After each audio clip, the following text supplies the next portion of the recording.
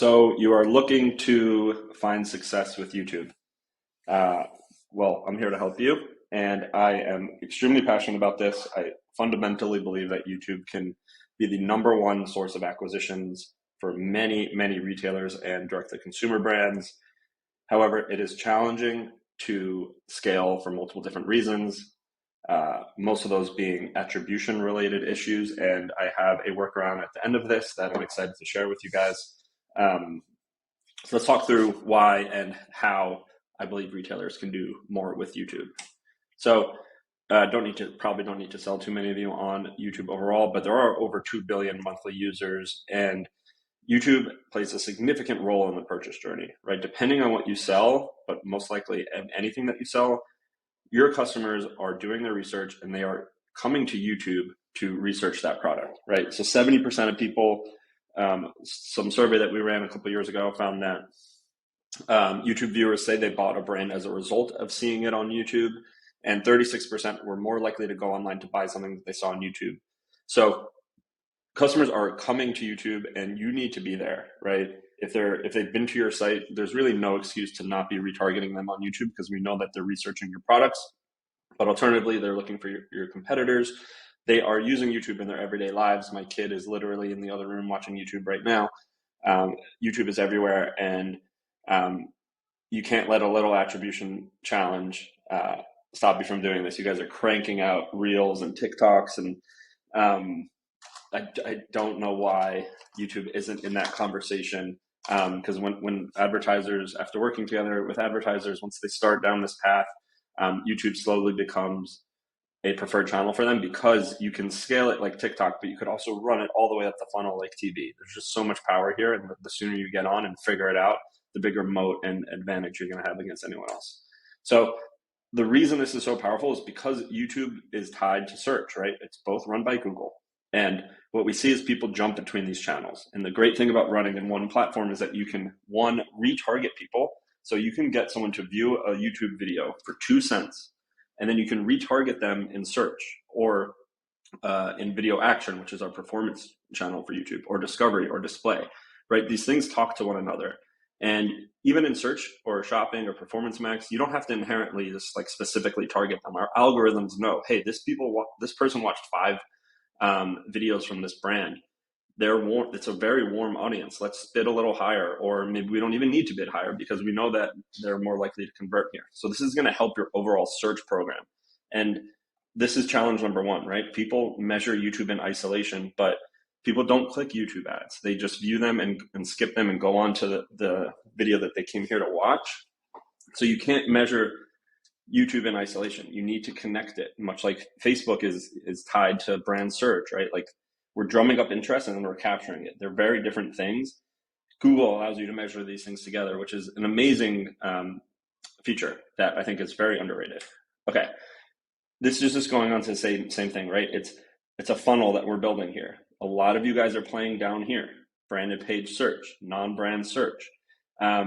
These things are more likely, the further up you go, they're more likely to be assisted touch points to your last click touch points, which are down here, right? And the average time here could be up to 90 days, depending on what you sell. If you sell a car, this is a 6-month journey, right? And you need to be touching your potential customers throughout the way. If you play down here, your ad costs are always going to go up.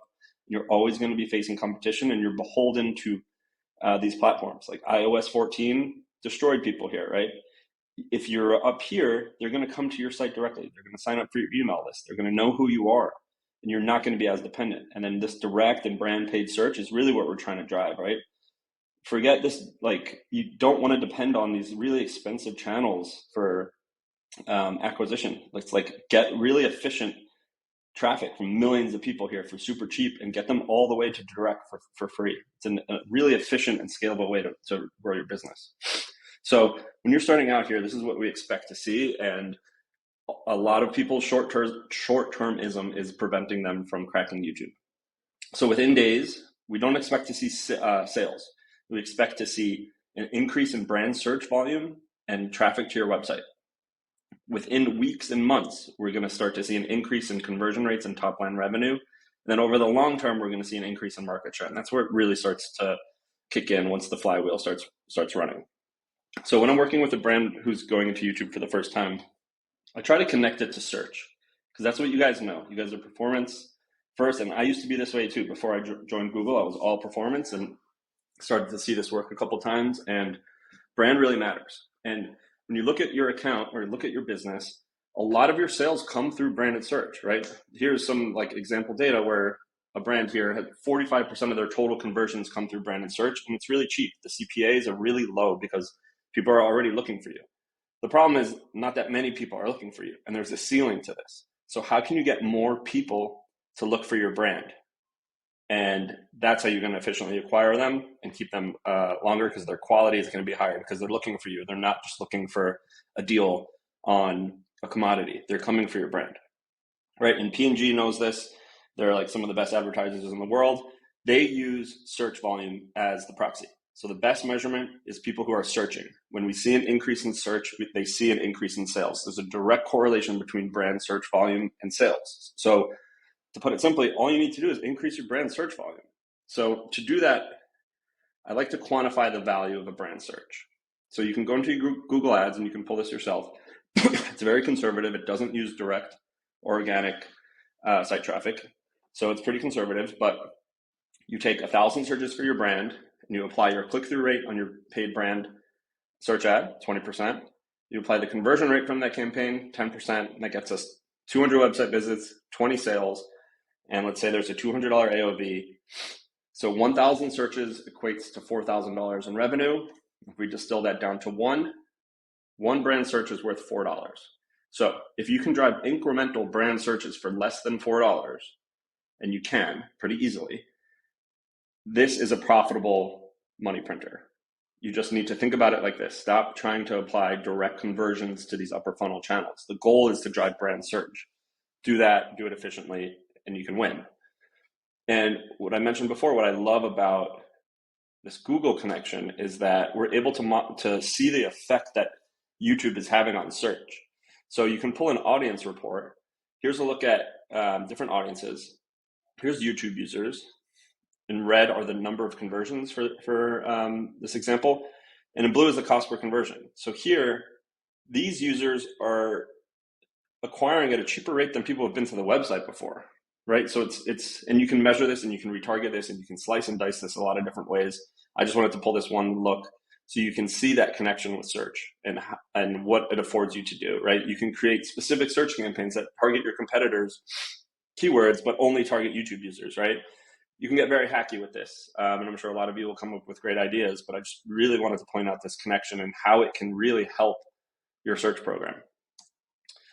So lastly, for the attribution nerds here, it is very difficult to measure YouTube on like click-based or even view-based attribution.